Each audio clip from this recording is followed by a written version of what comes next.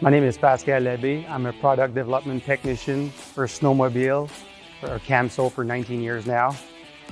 Winter is almost here, so it's really important that you take time to choose the right track for what you want to do with your sled before you hit the trails. Today, we will be looking at the two key features you need to consider when you're changing your track on your sled. For trail rider, if you're a cruiser guy who does a lot of mileage, increasing the lug height of your track will give you more performance.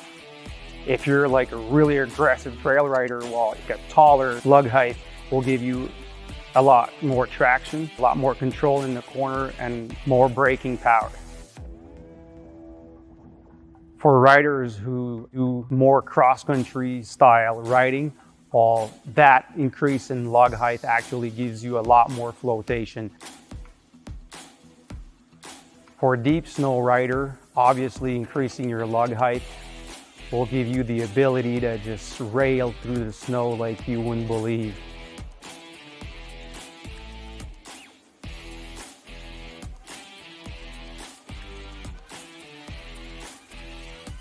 So the second key feature of the snowmobile track is actually the log geometry. The cup geometry actually gives you more performance in loose snow. It actually gives you more flotation, more lift, bring your sled to places you never thought possible.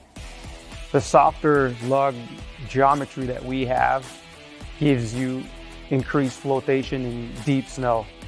The flexibility of the paddle actually gives you more thrust forward, so you're able to float better on snow and just enjoy these deep powder conditions.